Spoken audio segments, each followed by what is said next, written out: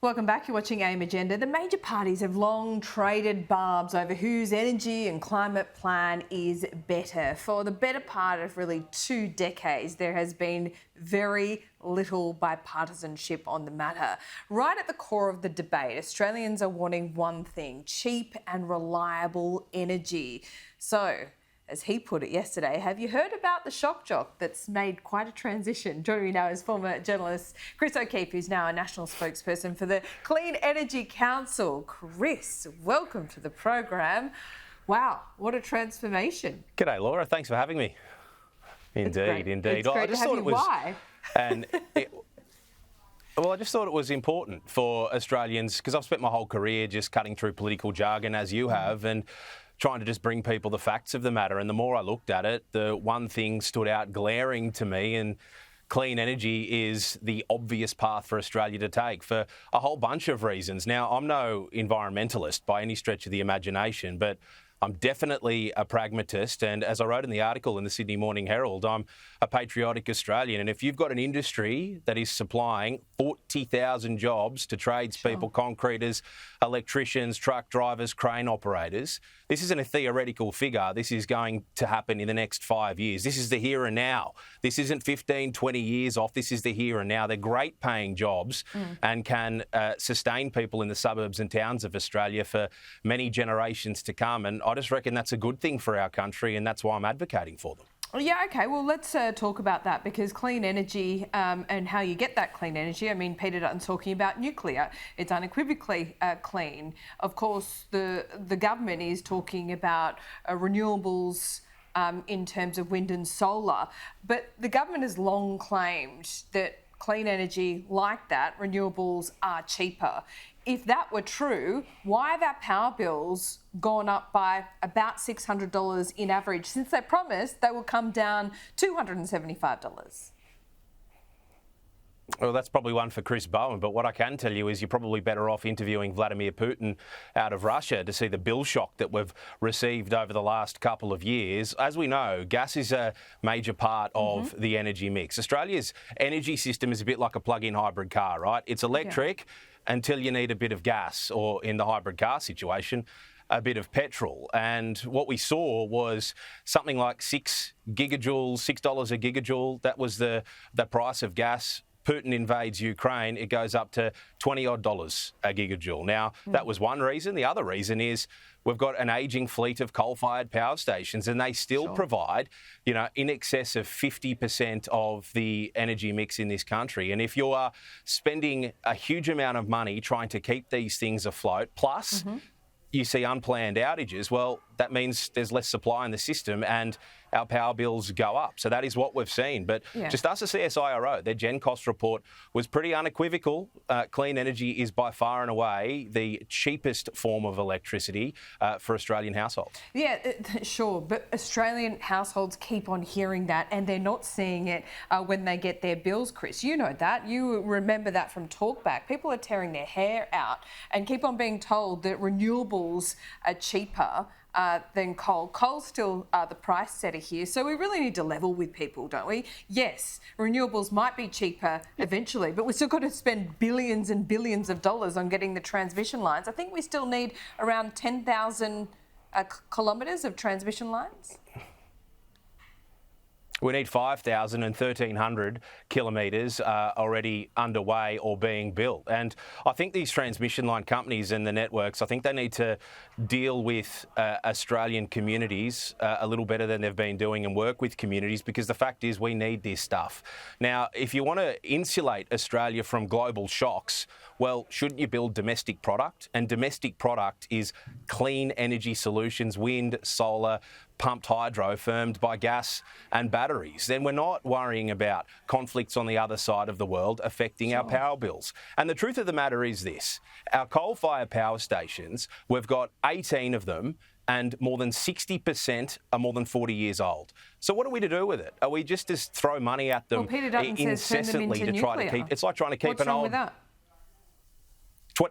15 years away. So what do you want to do for the next 15 years? Gas. Sure.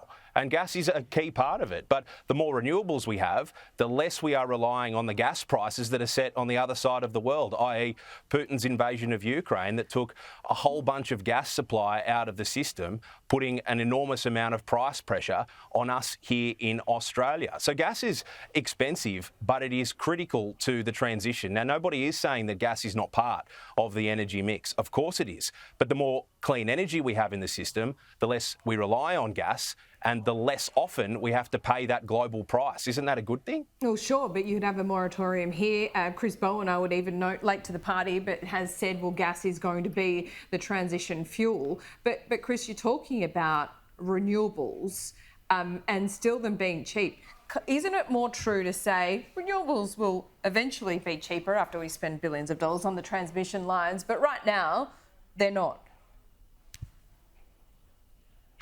No, well, they are. The Gen Cost report by the CSIRO spelled it out in black and white. I don't know how many more reports we need to read telling us Chris. exactly the same that report, thing. But most people are reading their power bills and just not seeing that.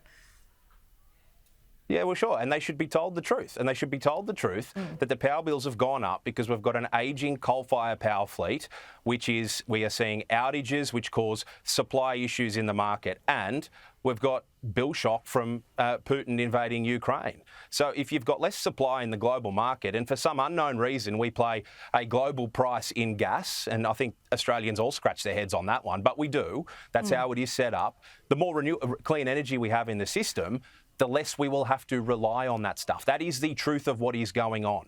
We can just look at our power bills and say, oh, they're going up. Of course they've gone up. But the reasons for that are not because there are 43% renewables in the system at the moment. The more clean energy in the system, the cheaper things will be. But they're not reliable. 43% of renewables in the system at the moment. If you look at the energy market on any one day, coal's still doing their heavy lifting. And, you know, if you really want to talk about reliability and low emissions, you should be talking about, you know, making gas more cheaper here, a moratorium on gas. Is that something that the Clean Energy Council would back?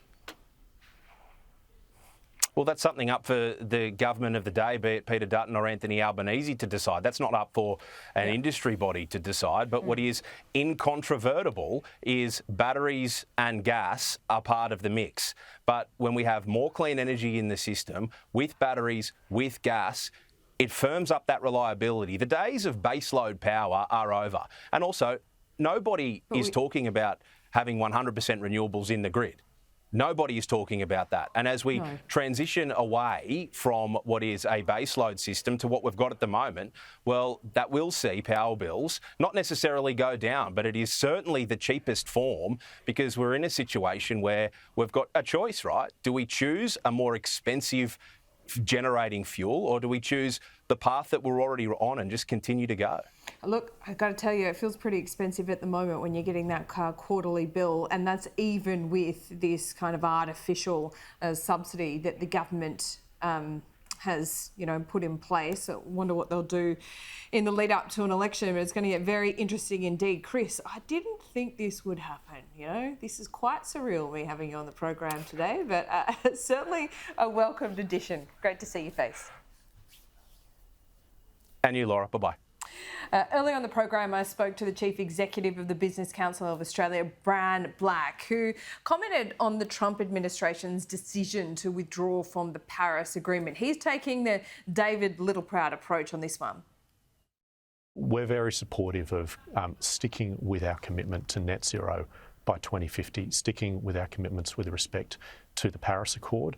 We note that there are going to be challenges and different situations that we need to work through as a consequence of negotiating what we see out of a new administration in the United States. And you'd see that in the course of any change of administration in an economy such as that. But what's the case if the United States is pulling out? Yeah, what's the case from a business perspective? Why should we stay in Paris? Well, I think there are a couple of key things that I'd point to in that respect. First, we believe that there is an imperative to transition to a low emissions economy. We think that that is intergenerationally the right thing to do. That's the first point that I'd make. The second point that I'd make is that we know that there are other trading partners, for example, the EU, that do place a premium on countries that are in a position as we are to make these types of transitions. So to the point that's been made by both political parties, it is in Australia's interests to remain in the Paris Accord and remain committed to net zero, and we support that.